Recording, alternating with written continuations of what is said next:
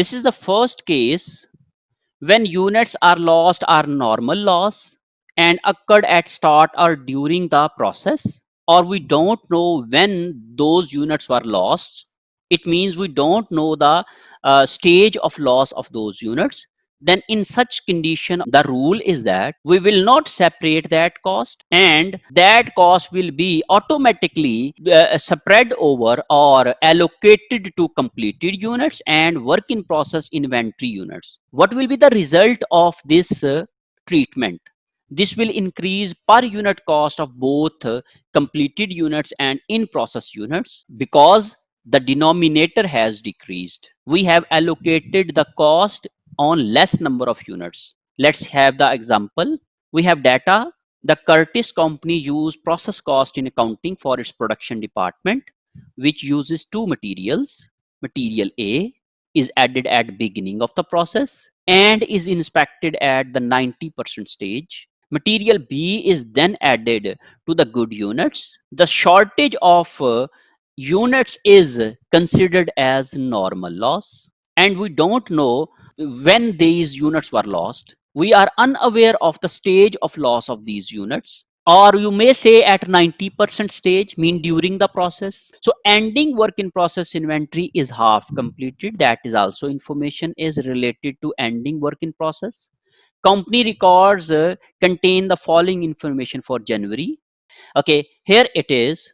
Beginning inventory 1500 units, received from department at 12,000, transferred to finished goods 11,000, ending inventory 2,000. What are the costs of those inventories? Because that is beginning inventory, we have to apply a certain method, whether weighted average method or whether first in first out method. Keep in mind, I have already told you that for application of weighted average method, we need breakup of opening inventory cost. We need cost of opening inventory with respect to each cost element. Here we have 5 cost elements. That is cost from A, material B, direct labor, factory overhead. It means we need breakup of the cost for each cost element. Then we can apply weighted average method. If we don't have this information, we cannot use weighted average method. Information of the question will also guide you which method you will be using.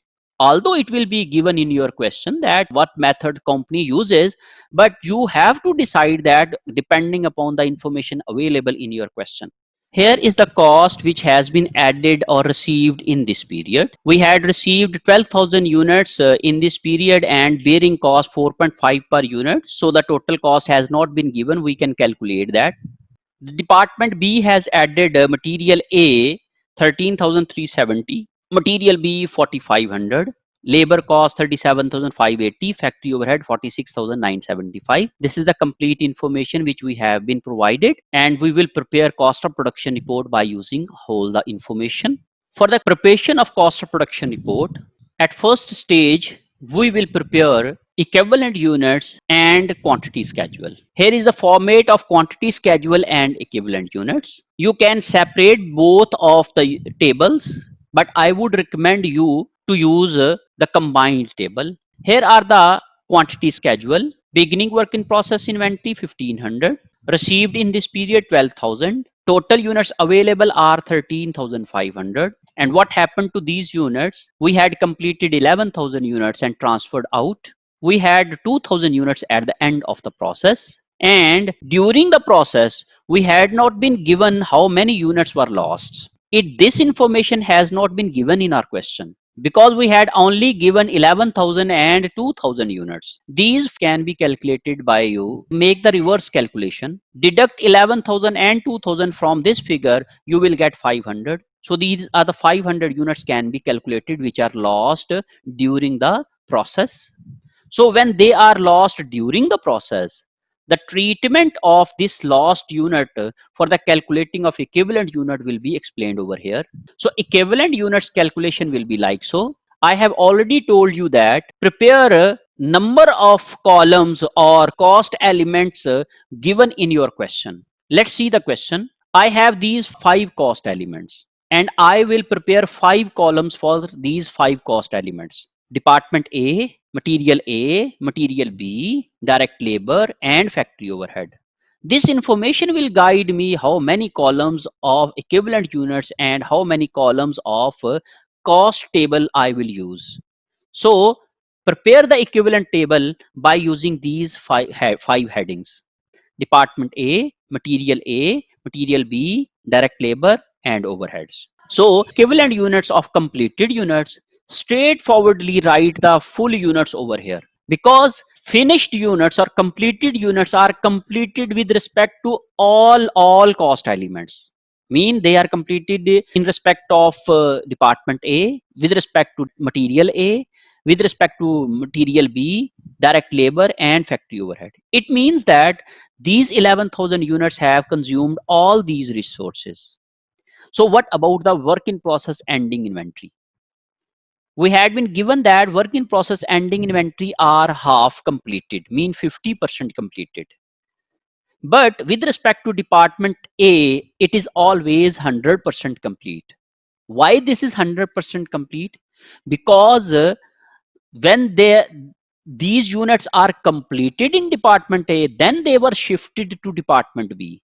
That's why they are 100% complete, and mind it, it is always 100% complete. So 2000 units are 100% complete. With respect to materials, now the statement will guide me what about the calculation of equivalent units of material A. Material A is added at start of the period. When it is start of the period, it means it is also 100%. So 100% as per the formula, incomplete or partially completed units multiplied by stage of completion is equal to equivalent units. So stage of completion of department A is 100%. Stage of completion of material A is 100%. So that is 2000 multiplied by 100%, 2000. With respect to material B, because these units are still 50% complete, material B will be added when they will be 90% complete or cross the 90%. It means material B has not been yet added to these units. That's why they are 0% complete. So 0% multiplied by 2000, 0.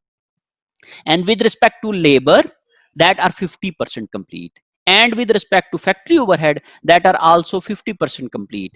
This information has been given in my question. And what about the normal loss? I have just explained you that normal loss will be excluded in the condition when normal loss is occurred during a period.